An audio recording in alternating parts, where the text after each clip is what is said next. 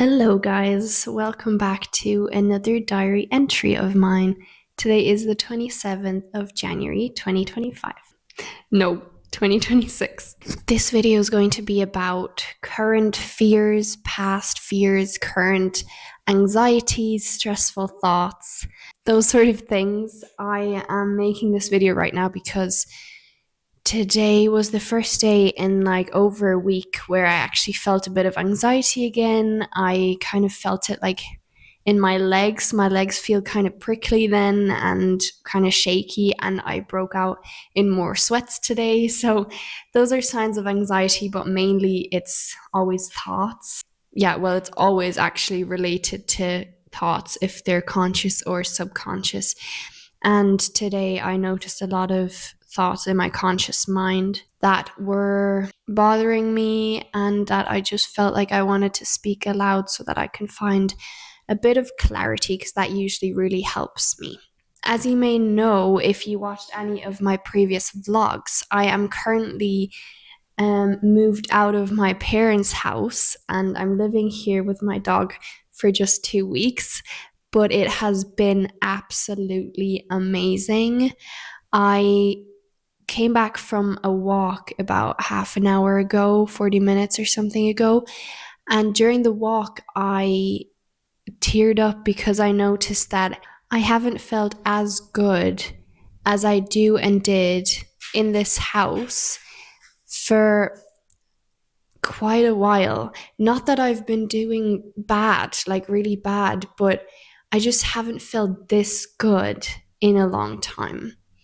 And that made me so emotional to realize that. And that is the biggest gift I could receive. And looking out on the nature and on my dog, Akela, focusing on the things I love, like vlogging and playing music and my friends, that just fulfills me so much that I know I can cope with everything, whatever is to come. I know that I am fine and I know that life is worth living. And in those moments where I feel good, like I did here and like I do, I just see the world through other eyes. I just feel so much freer, so much more fulfilled and at one with everything. And I know that nothing could replace that, and that it's one of the nicest and brightest experiences we can have as humans. You can't really compare anything with that true feeling of like inner fulfillment.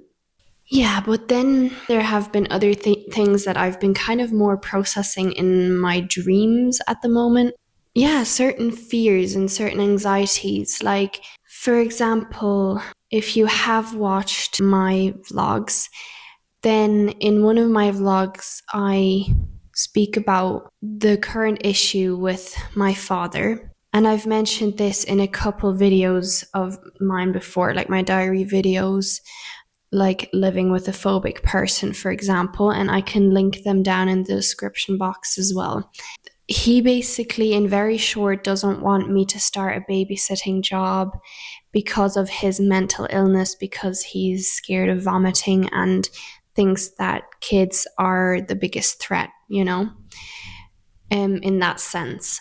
But I really want to start a babysitting job, and I believe that no one should stop me from it. And it's not that he's being friendly to me, like really asking me, would you mind waiting? Like, I'm very scared. Like, I'm so sorry that I'm asking you to stop your life. No, he's like expecting it from me. There's no thanks ever. There's no please. It's just expected of me. And he thinks that he can control what I'm doing for the meantime. And that to me just makes me want to be even more rebellious and makes me want to babysit even more, because it's just pushing those boundaries that I think no human should cross.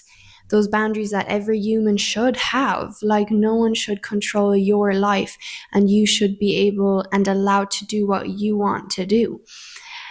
And for me specifically, this is a difficult topic because me and my father had a really rocky past where I really felt completely controlled by him.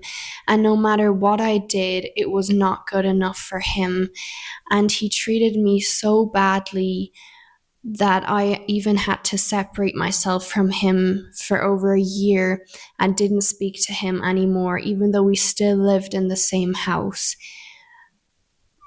And that just shows how bad it really was, that me as a 15 or 16-year-old felt so torn and so thrown to the ground that I felt the only way out and the only way to save myself was to really completely break off contact with my father. And so I promised myself I would only let him get close to me again if he doesn't control my life and if he doesn't treat me that badly anymore.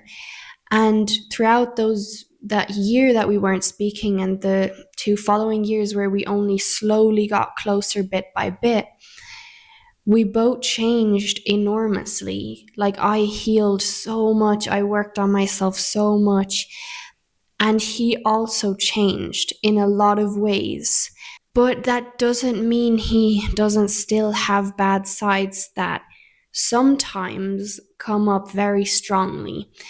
And so the bad side of him that is currently on the surface is again that he's basically, or I feel like he's controlling my life or not allowing me to do something I want to do. For me, the thing is, I don't think it's even that big of a deal for me to not go babysitting or to wait for a couple weeks or months before I start babysitting. I think I could do it. But for me, it's the fact that he just simply expects it, that he's not really giving me a choice. He's not even trying to compromise. And also, it's because of my past pain that I had to go through so much shit because of him. He was never truly there for me the way I needed it. He thought he was there for me. He probably was there for me as much as he could be, for like as his own human being, as much as he could be there for someone else. But that was not close to a real father figure to me. That he was never truly there for me the way I needed it. And it was always more like he said to me or did to me the things that he thought were right for me and not what I actually wanted and what I thought was right for myself. So I just feel like the situation is so unfair that when I went through such a hard shit time and I literally had a phobia just like he has now, and I was depressed and I was a teenager struggling with going to school, having arguments with my parents, feeling completely alone, having no friends, and all he could do was make my life harder. And now I am doing everything that I can in my power to make him feel safe because I have so much compassion for him and for what he's going through, and I feel so sorry, and I wish he could get better, and I wish it for himself, but even more for me and my family because we are all being affected by what he's going through. And I am doing literally everything in my power so that he can somehow feel safe, but so that I can still do what I want to do. But even that is not enough. Even with all of that, he still wants it his way or no way. He still wants me to completely stop the babysitting. The situation that happened now was that I am here, right? I'm in this house away from my family. And I asked him for those 2 weeks that I'm away, can I go babysitting because I won't be in contact with you? And if my siblings come over, I'll make sure that we'll stay away from you for like at least 24 hours, so like the germs are out of our system. And I would even, like, the car, we only have one family car that we're using, so I would keep the car for 24 hours to make sure as well that the germs in the car would be dead, so that he would feel safe. I waited until I was in this house in order to go babysitting. And I put off the babysitting for weeks. It's end of January. So it was over a month now that I didn't go babysitting for him. I need 95% so that he would feel safe. And the other 5% were just the fact that I am going babysitting. Like, that's something I want to do, and I am doing that because I'm allowed to. It's my life. And I don't want to be a rude person. I don't want to be like, oh, I'm going to do this anyway, even if it hurts you, even if you're scared. Obviously not. That's why I'm doing all these things, so that he could feel safe. Literally everything. Just allow me to go babysitting. I spoke to him about this even, and I was like, so when I'm there, can I then go babysitting? And his words of course weren't like, yeah, okay, that's fine with me. His were like, oh, if you have to do it, then do it. Those were his words. And now that I'm going babysitting, literally just one of the days that I'm here for the 2 weeks, one of the days, he's making it so complicated. And I don't even think he's doing that on purpose. I think he really is just so panicked, in such a panic and fear state. But it's just so unfair. Now I can't even use our family car because he's too scared of the germs being in it. Now I have to ask the mother of the child I'm going to babysit if she can drop me home, like back here to this house. And like before that, there was an issue as well because my mom had an appointment the same day, so she would have needed the car. But of course, I had told that I would keep the car for 24 hours to make sure. So that was the first complication. And then, my mom spoke to me, and that's what I spoke about in my vlog. We then had like a deep conversation about this, and I was like crying and everything because I was like, this is just so unfair. Like, I'm doing everything and I just simply want to go babysitting. And it's not even the fact that I want to go babysitting. It's not even that. It's the fact that I want to be able to do in my life what I want to do without anyone else controlling me, and especially not him, because I allowed him to control me for so many years when I was too young to realize that that's not normal and that's not okay. It's that, and then it's also the fact that I think it's so unfair that I am expected to be so compassionate to him when he didn't show me an ounce of compassion when I was going through hell. He just made it harder for me. He was the worst person to me on the entire earth. Like, I really felt like he was the worst person on earth to me in my life during that time.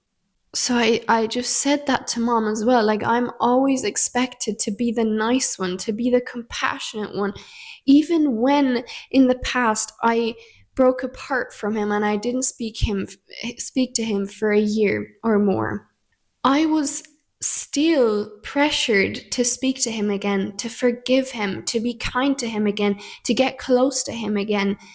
I was the one who had to change, to heal, to work on myself, because otherwise I wasn't good enough.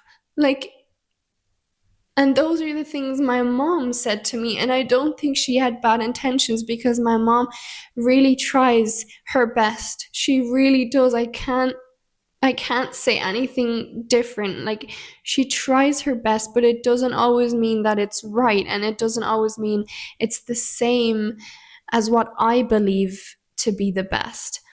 She was always the one who wanted me to forgive him, me to make the first move, me to heal. It was as if she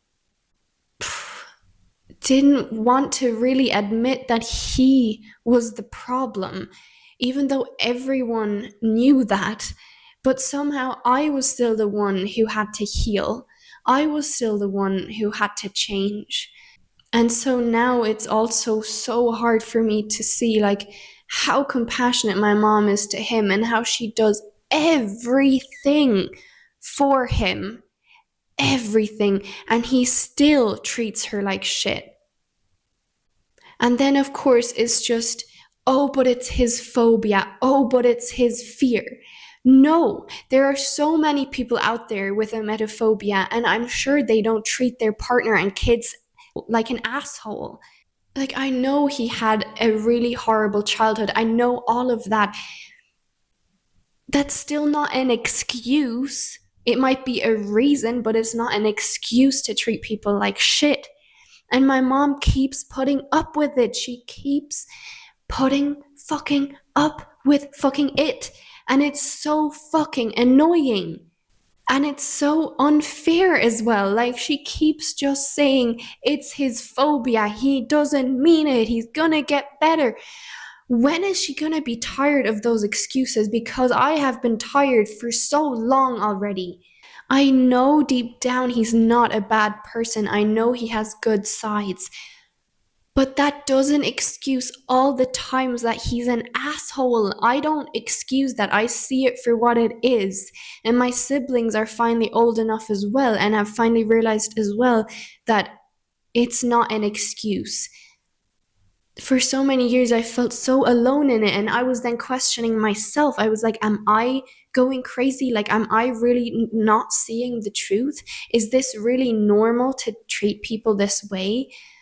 The amount of arguments my parents have, like massive arguments, like nowadays, where my mom just always ends up crying. Like, that's not okay. And I've told her so many times, like, what? Wouldn't it be best if maybe you broke up? Not in the sense that they're completely going their separate ways, but just so that they're both an individual human being instead of always being together. But her reason is mainly, if I remember correctly, that she thinks he will get worse when she leaves him, that he will then never get over his phobia and he won't make it without her. But that just shows like how sad it is, like, for my mom, that she feels so responsible for him, and how sad it is for my dad that he feels so useless and so powerless that he literally is dependent on my mother but still doesn't appreciate her. Most moments anyway. Like, obviously sometimes, yeah, he's appreciative, but most of the time he's just an asshole, whenever his fear is strong. And that's not excusable. And also, that's not a reason for my mom to stay with him. I mean, I know she loves him and it's hard to separate from someone that you love, but even before he was emetophobic, he still was an asshole. Like, when I was going through my depression, he wasn't emetophobic and he was an asshole. So I don't get why mom didn't separate herself from him then. Like, now I get it. I probably couldn't, like, divorce my partner either if I knew he would probably never be okay again then. But at the same time, it's not my responsibility. Someone else. It's not mom's responsibility either. But if she can't separate herself from him, she has to, as much as possible, stay out of his business and his emetophobic life. Like, he has to deal with things by himself. He needs to learn how to feel powerful. Mom can't always be doing everything for him, then he'll never learn to do it by himself. And obviously he shouldn't have to learn in the hard way. Obviously it's amazing he has all this support, but still, mom is still way too much in his life, like way too much, taking on responsibility that is his to carry. That's something that was just like very difficult 2 days ago. And then today My mom sent me another voicemail. I'm due to go babysitting in 2 days, and she sent me a voicemail about the car today, like that I need to figure out something because dad is just too panicky about letting the car go. And I kind of felt like he was doing it on purpose now, which I don't truly believe because he is in a very panicky state and he just feels so powerless. But it kind of feels as though he's doing that on purpose, like trying to do everything in his power so that he can somehow stop me from going babysitting, like as if he's trying to now make it impossible for me to go babysitting. It's so difficult, but somehow I feel like it's so clear to me. Like, I feel like it's so clear that you can't let someone else control your life. You have to stand up for what you want and what you believe in.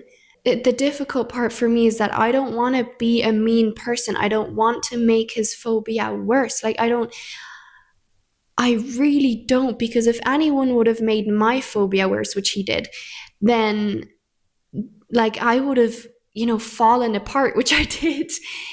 And that's not what I wish upon anyone. But still, like, I still don't think it's the right thing for me to completely stop babysitting. I think the right thing to do is what I did, try as much as possible so that he feels safe, but so that I still get to do what I want to do.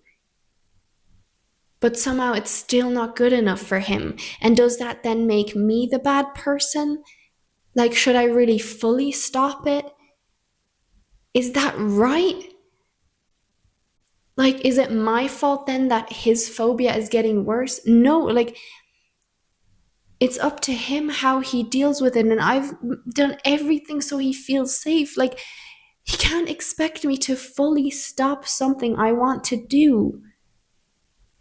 Like, I don't know, that's kind of the difficult part. I don't know if that's right or wrong of me to do it, if I really should fully stop it or like still do it. Like, to me, I feel like it's so clear that of course I should do what I want to do. If I would stop it, then it's like I'm doing that for him. I'm putting someone else before myself. And that's not right. Yeah. Anyways, that's kind of one thing that's been swirling through my mind. And that's why, like, dad has had many arguments with mom the past few days, and he wasn't friendly to my siblings either. And I'm just so glad I'm not home right now. And honestly, that made me tear up as well. That, like, being here in this house alone is truly like a breath of fresh air. And that somehow makes me really sad because I feel so glad to be away from my dad. Like, that's sad for me to think that, but it is the truth. I would love to enjoy being around my dad, and I would love to really love him as a person, but when he's like this, I truly don't. And I'm just so glad to be away from him. Yeah, it's difficult because if I'm going home at the end of the week, I don't know how he'll be to me. Like, he's definitely completely blaming me for how he's feeling now, and that he's getting worse, and that he can't handle his phobia and he's panicky. Like, he's completely blaming all of that on me. I know that. So that's also why he hasn't reached out to me at all the past week. Even though usually he would send a message here and there saying, like, good morning or good night or how are you, just short messages.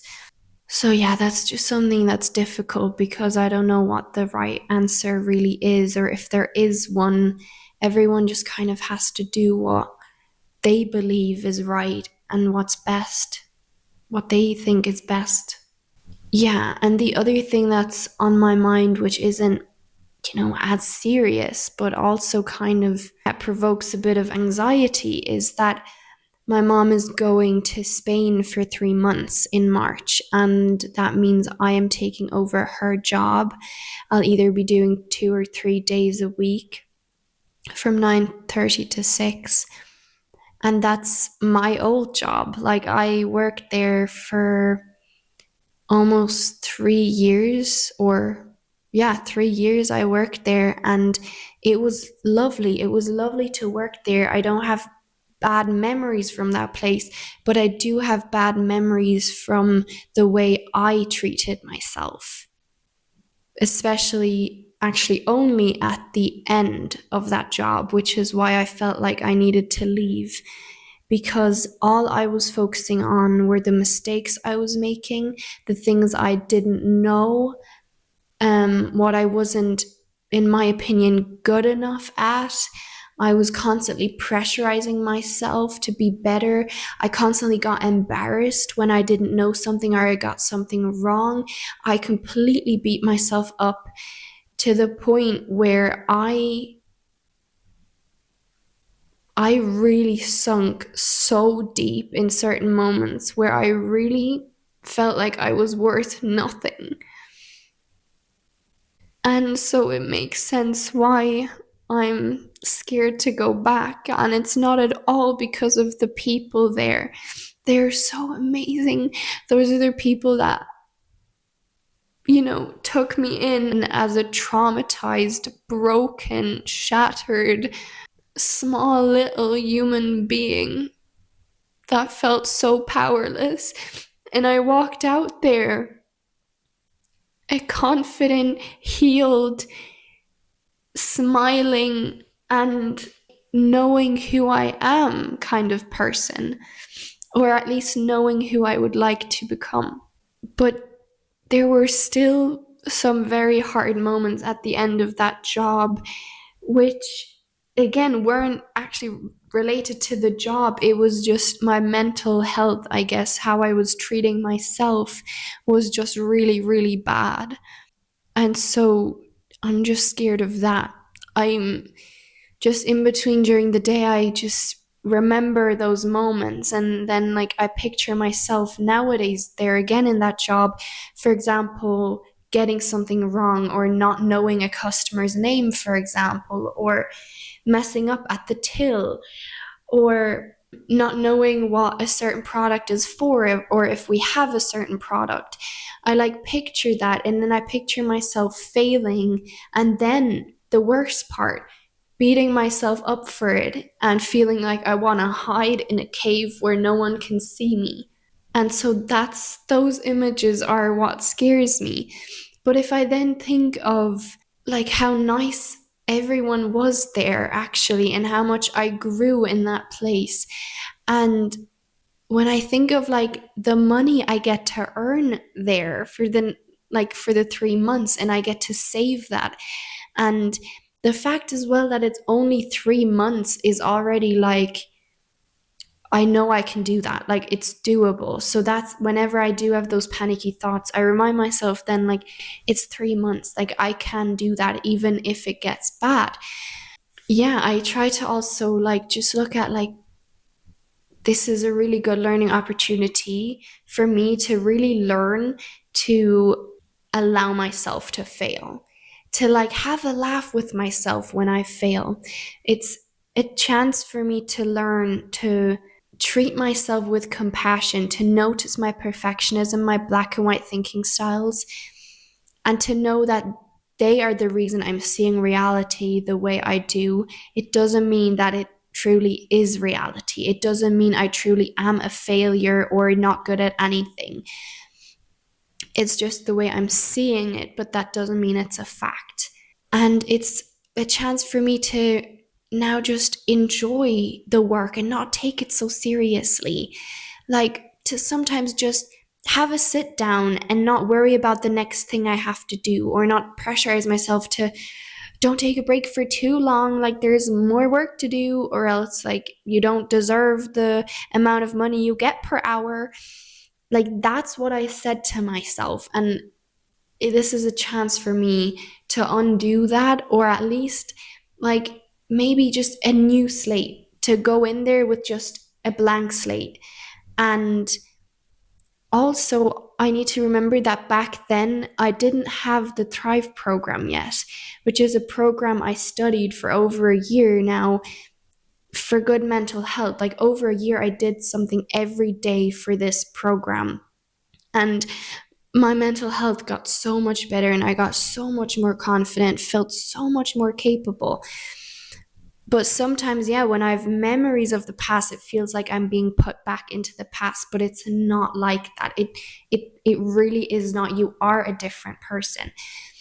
And so, yeah, of course I want to, I wish and I hope and I want to be a free and happy and just joyful person while working there, who doesn't take things too seriously, who just has a laugh with themselves and just looks at the failures and the things that I don't know and just kind of giggles at it and don't immediately feel like, oh, I'm such a dumb person, but be like, I just didn't know that. And I don't know that because I'm actually not interested to know that. And I haven't studied it. Like, whenever I do study something, I'm very smart. Like, I know it.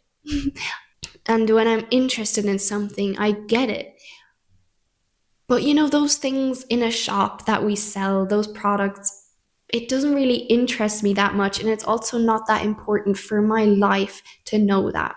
So maybe I just need to see, like, is it as black and white as I'm seeing it or not? And so on. But obviously, it would make sense why I would feel scared. So I want to be more compassionate.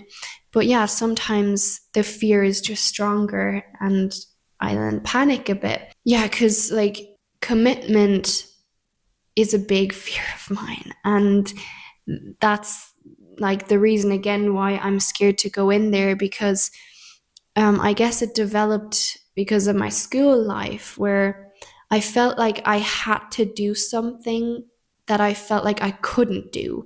I felt like I can't handle it. I can't cope with this. I have to get out. But it felt like I couldn't get out and I wasn't allowed to and I was stuck. And so that's why I have a pretty big fear of commitment to jobs, anyways. I never like to say, yes, I'm definitely available. Yes, I can do that. I'll be there. I don't like saying those things because what if I don't feel like I can be there in the moment? Or what if I want to leave? What if I don't feel very strong and capable and need to, go? But then I can't because I'm committed to it. Yeah, that's the fear. The fear is basically not even commitment. It's like, what if I can't handle it? And learning to cope is something you do learn in the Thrive program. But I'm still not a thriving person. I'm still learning. So I still don't fully believe in my coping skills and in the fact that technically everyone can cope. There's still a part of me that kind of doubts it in certain moments and therefore is scared of commitment. Yeah, it's something that I know it's not a small thing. It is a pretty big issue because even going to Austria for 3 months during summer and we want to work there, me and my siblings, it's the same fear I have, the same fear of commitment. Like, what if I feel like I need to go, I need to leave, but I can't? Like, that scares me so much. Like, what if I can't handle it? That. And so I really want to work on that. And I really want to prove to myself and learn that I can handle it and that I can cope. But yeah, those are the things that went through my head today. And therefore, I felt quite anxious. And yeah, I didn't have a bad day, honestly. Like the things I did, I enjoyed them. Not that I was like really happy and joyful, but like there was nothing really wrong. It was just thoughts in my head and really feeling like I just need to cry in between. Like, yeah.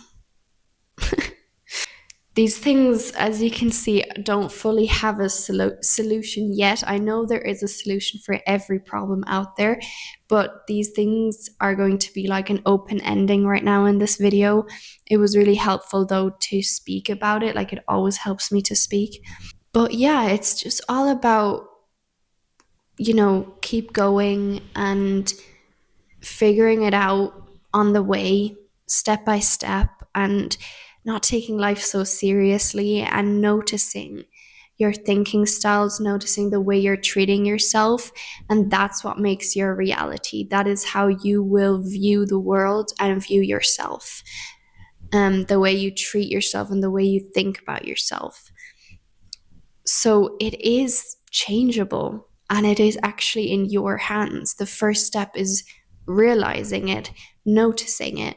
Yeah, it's also nice to know that you don't always have to be 100% doing great. Like right now, yeah, I am a bit panicky, but even though I'm feeling a lot better after this video, but that's okay as well. You know, feeling like things aren't 100% great, that's fine as well. And, you know, feeling at peace with that is already as though it can't actually bother you. Like it can't take you over. You're in control. You're, yeah, you're on top of it. Other than that, I'm so loving being here. I can't even describe it. Like, really, it's the happiest and the best and the most fulfilled I've felt in a while. And I'm really enjoying vlogging as well. Like, maybe that's my new passion. Who knows? Maybe my vlogs will take over someday and like maybe I'll earn my money that way. Yeah, that's the other thing going on as well. Like, I don't really know what I want to do with my life, but it's all about figuring it out. And at some point, it will click. Either you will know what you want to do, or something that you're already doing is setting things in motion. Because that's usually what happened so far in my life. Like, I didn't actually have to put in a lot of effort to get something. It was kind of like I put it out in the universe. Like, I knew what I wanted, kind of, or like I knew the direction I wanted to go in. And so, like, I followed that. But then one thing just led to the other in a good way, like green lights. And things just came into my life so easily and simply. The same with the owner of this house, who now allowed me to stay here for 2 weeks while she was gone, in literally a mansion, amazing, beautiful house for free. Like, and I just get to live here for 2 weeks by myself and stuff. Like, those things, they just came to me so simply. So I know there is something out there, some job I will be doing in the future that's going to be the job I want to do, that will fulfill me, that I will enjoy. Yeah, and who knows? Like, the vlogging might be it. Who knows? I just recently started vlogging and I'm liking it so far, but of course it needs to be a two-way street. So like other people need to like it as well in order to set things in motion. So I'm going to go probably for a bath now. I'm not really sure if I'm feeling it anymore, but I'm gonna enjoy the rest of my evening. It's pitch black outside already, and it's raining really heavily and very windy as well. But I'm just gonna make it cozy. My dog has been wanting my attention the entire day, so I'm gonna give her some more attention. And we'll see. We'll see what else I want to do, but I've really been enjoying my time here and I'm so, so grateful. The other things are all work out to Bull. And if I really look at it from the true perspective, like with the work, for example, it's not that big of a deal. Like, it's a work that I can do, that it's okay. It's not world changing, it's not life changing. It's like I can do it. Like, it's really not that big of a deal. You know, sometimes I then have those moments where I like really see it for what it is and I'm like, look, it's actually fine. It's actually not that serious. And I just get to earn some money and that's cool. But anyway, like, all feelings are valid. There's a reason for every feeling you have. There's always a reason behind it. So treat yourself with kindness because there is something subconsciously that you are going through if you're feeling a negative emotion. There's always a reason for it. Like in this video, even like I saw like the fears I was feeling, they made so much sense. Like they made so much sense. So why would I ever dismiss them or try to push them away or like say, why the fuck are you feeling that way again? It makes so much sense. So treat yourself with kindness, which is something I'm still learning as well. Let's keep going and figuring it out together and see the black and white thinking and then see that that's not reality and it's not facts. I hope this could help you. And until the next time, I post every Tuesday, so it may be a vlog or another one of these diary entries. So do watch out for that and like and subscribe if you want to. And yeah, and these videos are for whoever wants it, whoever this can help, just like it helped me. So yeah, take care and until the next time, bye!